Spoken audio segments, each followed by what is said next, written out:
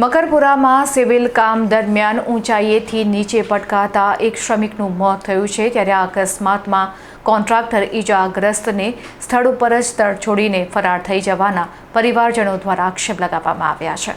Makarpura bus depot પાછળ આવેલી એક સોસાયટીમાં નિર્માણાધીન સાઇટ ઉપર ઊંચાઈ પરથી નીચે પટકાવાને કારણે એક નિર્દોષ શ્રમિકનું કરુણ મોત થયું છે.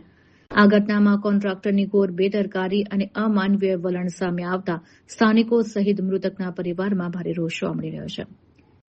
મળતી માહિતી અનુસાર મૃતક શ્રમિક સાઇટ ઉપર ઊંચાઈએ પાલખ બાંધવા અથવા માપ લેવા માટે ઉપર ચડ્યો હતો. આ દરમિયાન અચાનક પગ લપસી જતા તે ગુરુત્વાકર્ષણને કારણે સીધો નીચે પટકાયો હતો અને તેને ગંભીર ઇજા પહોંચી હતી.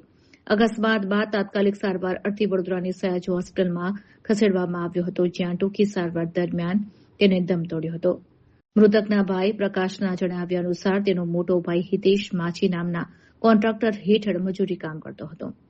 પરિવારે અત્યંત આઘાત સાથે આક્ષેપ કર્યો છે કે અકસ્માત સર્જ્યા બાદ કોન્ટ્રાક્ટર હિતેશ માછી શ્રમિકને હોસ્પિટલમાં સારવાર અપાવવાની માનવતા દાખવવાને બદલે તેને લોહીલુહાણ હાલતમાં જ તડ છોડીને ઘટનાસ્થળેથી નાસી છૂટ્યો હતો. આ મામલે મકરપુરા પોલીસે ગુનો નોંધી ફરાર કોન્ટ્રાક્ટરની શોધખોળ અને અકસ્માતનું ચોક્કસ કારણ જાણવા આગળની કાયદેસરની તપાસ હાથ ધરી છે.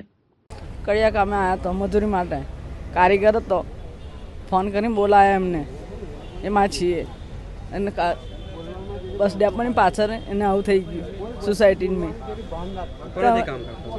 એ કોઈ મકાન હશે બીજા નહીં, એ ખબર નહીં, એ અહીંયા રહે છે દુબઈ, એમનું કામ કરતા હતા. એ અમારે ન્યાય જો અમારા જણા વચ્ચે બે છોકરા છે, કોના આધારે રે? એક સિવિલનું કામ કરતા હતા અને મકરપુરા બસ ડેપોની પાછળ જે સોસાયટી છે એની કોનાથી કામ કરતા હતા? આપણે હા માછી હિતેશ. શું બનાવ બન્યો હતો? એમાં કંઈ પાલક બાંધતા હોય કે કંઈ માપ લેવા ચડ્યા હોય તો ઉપર ચડ્યા તો પડી ગયા નીચે, કંઈ પગ લપસી ગયો. મને હું ઘેર હતો તો મારી પર ફોન આવ્યો, અહીંયા આગળ બે મારા માણસો એમની પાસે કંઈ હશે તો કોલ આવ્યો કે તમારા ભાઈને આવું થયું છે, તમે આવો.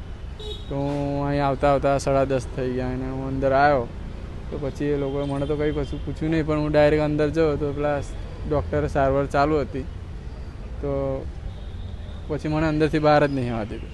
અને કંઈ એ લોકોએ કંઈ પોલીસવાળા પાસે કંઈ ગમે તે એ લોકોએ કંઈક કંઈ કરી હોય કંઈ ખબર નહીં આવે આપણને. કામ કરતા વ્યક્તિ કોણ છે તમારો? એ મારા ભાઈ છે મોટો. શું થયું છે આજે અમને? એ એક્સપાયર થઈ ગયા. શું કહે છે કોન્ટ્રાક્ટર? શું કહે છે કોન્ટ્રાક્ટર? એ ભાઈ અમે આવ્યા ને છોડીને નાહી ગયો. શું નામ તમારું? પ્રકાશ.